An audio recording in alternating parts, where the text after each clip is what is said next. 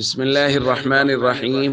عن عائشة رضي الله تعالى عنها قالت قال رسول الله صلى الله تعالى عليه وسلم في الحديث: التلبينة مجمة لفواد المريض تذهب ببعض الحزن. رواہ البخاری۔ نبی کریم صلی اللہ علیہ وسلم نے ایک حدیث میں ارشاد فرمایا، تلبینہ وہ مریض کے دل کی راحت کا سبب ہوتا ہے اور مریض کے غم کو دور کرتا ہے۔ دوستو، یہ روایت ایک بڑی روایت کا حصہ ہے۔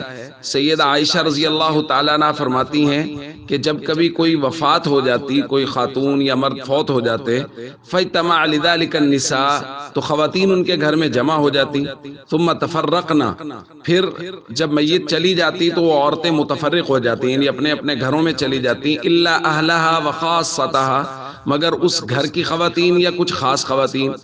تو سیدہ عائشہ رضی اللہ تعالیٰ عنہ اس کے بعد حکم دیتی، امرت ببرمتن، تو آپ حکم دیتی کہ ایک ہانڈیا لائی جائے، من تلبینہ، اس میں تلبینہ بنایا جائے، فطبخت، اس کو پکایا جائے، ثم صنع ثرید، پھر ثرید بنائی جائے، فصبت التلبینۃ علیہا، اور تلبینہ اس کے اوپر ڈال دیا جائے۔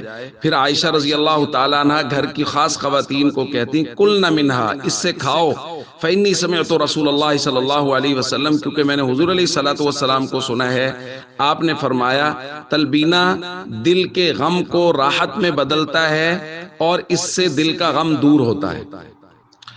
دوستو، تلبینہ کہتے ہیں جو اس کے اندر دودھ ڈال کے اس کی ایک کھیر بنا لی جائے اور اس کو گھونٹ گھونٹ پیا جائے۔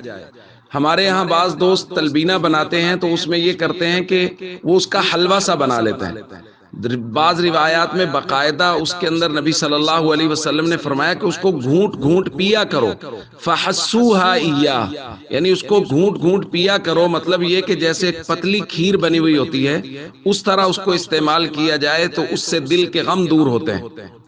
اور بعض لوگوں نے یہ کہا ہے کہ یہ پانی کے اندر بھی بن سکتا ہے، یعنی اگر دودھ نہیں ہے تو جو کے اندر کچھ پانی ڈال کے تو اس کو پکا لیا جائے، یا دودھ ڈال کے اس کو پکا لیا جائے، اور میٹھا کرنے کے لیے چاہے اس میں شہد ڈال لیا جائے یا اس میں چھوہارے وغیرہ ڈال لیے جائیں، تو اس کو کہتے ہیں تلبینہ۔ اس کا استعمال بہت سی بیماریوں کے لیے شفا ہے۔ مزید کل کے درس میں ہم اس پر مزید وضاحت سے بات کریں گے۔ السلام علیکم ورحمۃ اللہ وبرکاتہ۔